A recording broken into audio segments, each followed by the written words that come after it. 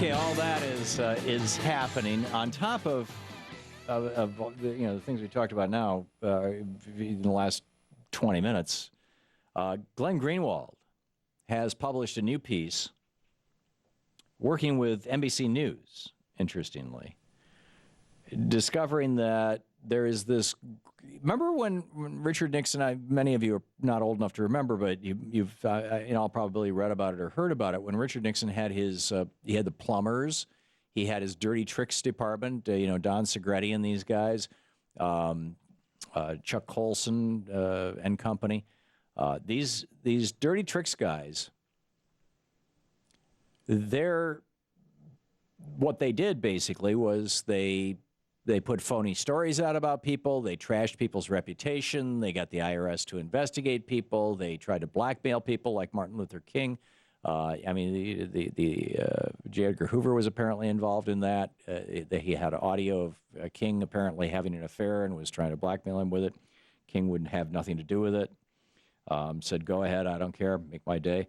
But there was a, in some cases, successful, COINTELPRO, COINTELPRO sometimes it's called, which was the basically, let's do false flag operations. Let's basically propagandize the American people. Let's define our enemies and take them down. Let's define our friends and build them up, and let's do it in the media. And from Nixon's enemies list, in fact, several people on his enemies list, they aggressively went after in ways like this.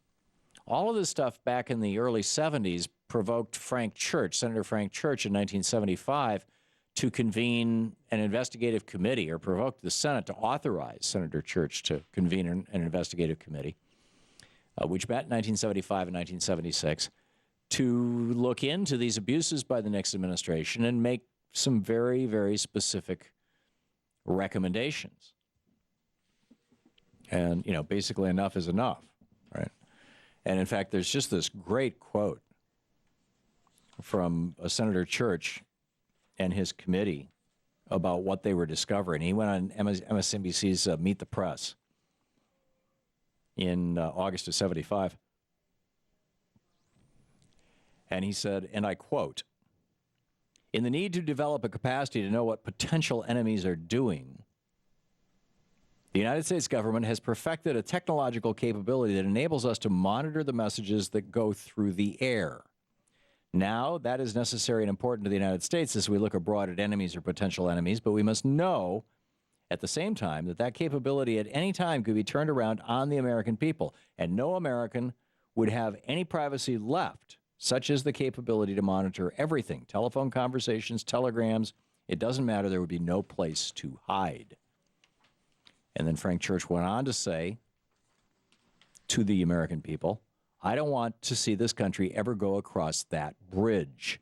I know the capacity is there to make tyranny total in America, and we must see to it that this agency," he was talking at that time about the CIA, and all agencies, the CIA, the FBI, and the NSA, which at that point, the existence of which was illegal to disclose, and all agencies that possess this technology operate within the law and under proper supervision so that we never cross over that abyss.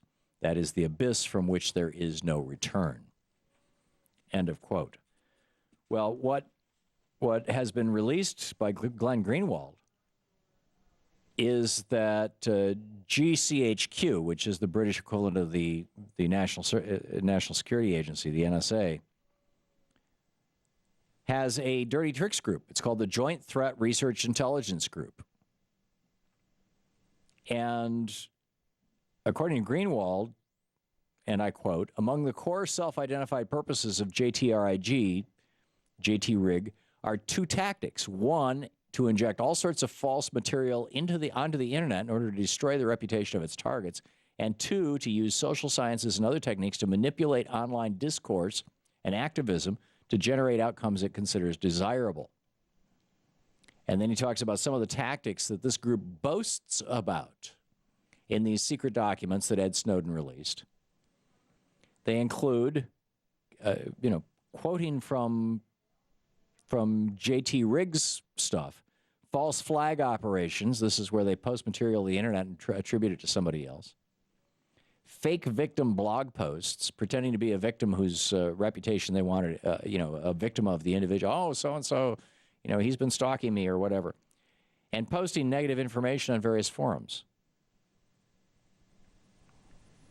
There was this top secret presentation that was put together that Snowden released to Greenwald some time ago, and Greenwald went public with yesterday, that JT-RIG, the Joint Threat Research Intelligence Group, would leak confidential information to companies and the press, post negative information on appropriate forums, and actively try to stop business deals and ruin relationships. They had honey traps. This is where they would trap somebody using sex, using presumably prostitutes. They would write emails and texts to family, friends, and colleagues of somebody, pretending to be them and damaging their relationships with family, with friends, and with colleagues. I mean, this is like really creepy stuff. Frank Church, as I said, he said, I don't want to see this country ever go across that bridge. That's the abyss from which there is no return. I know there's capacity to make total tyranny in America, and we must see to it that this agency and all agencies that possess this technology operate within the law and under proper supervision, so we never cross over that abyss. Well, friends, we apparently have crossed over that abyss. So the question is, how do we dial this stuff back?